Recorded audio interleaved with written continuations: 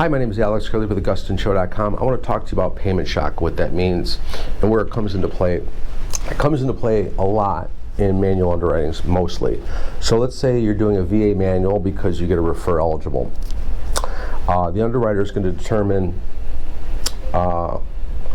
you're renting for $1,000 and now you want to buy a $2,000 mortgage per month. That's considered payment shock.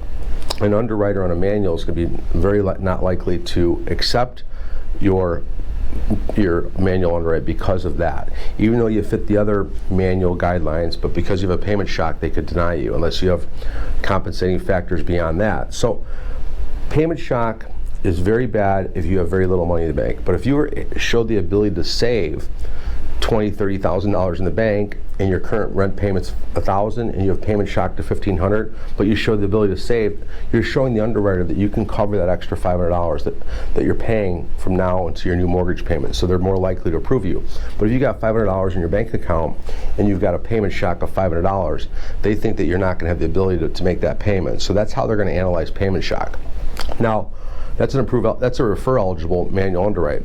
Now, on approve eligible, they don't look at payment shock. You get approved with it. So it's usually a manual underwrite. Now, a manual underwrite, because you're in a Chapter 13, not only do you have the underwriter looking at your payment shock, you have the trustee that's going to approve it. So if you're in a Chapter 13 mortgage or bankruptcy, we can still do the mortgage as long as you pay your bankruptcy on time and you have not paid anything else late on your credit report, and you don't have too much payment shock, and then it has to go to a trustee.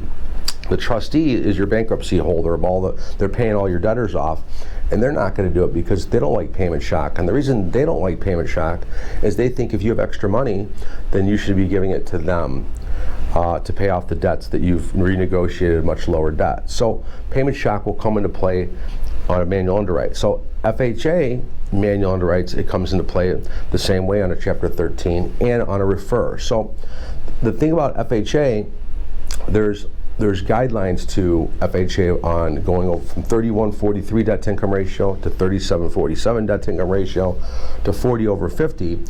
Those are 3 tiers of where you can do a manual underwrite. You can't exceed 50 DTI in a manual underwrite. You can go to 56.9 on an approve eligible, but a manual, you're stuck at 40/50 is the max.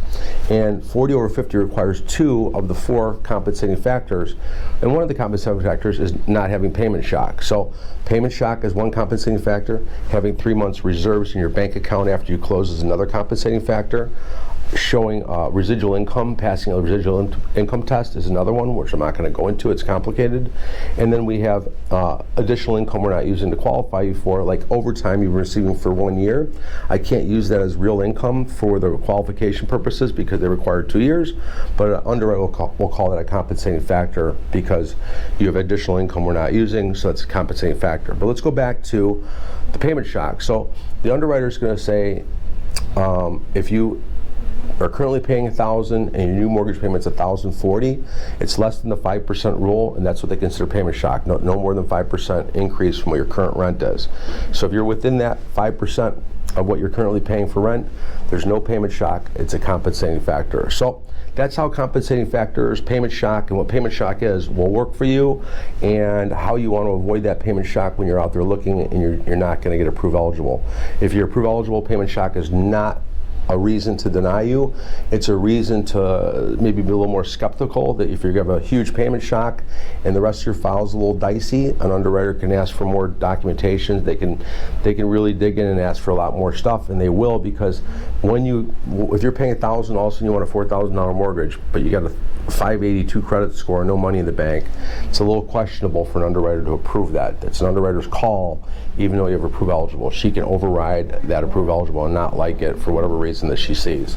So keep that in mind. Try to stay within reason of what you're currently paying, and if you're going to get a refer with caution or a manual underwrite due to Chapter 13 bankruptcy, just stay within your means and you should be all right. And that's it for today on payment shock. And my name is Alex Curley. Give me a call anytime at 630-915-7550 or go to Gustan.com. Thank you.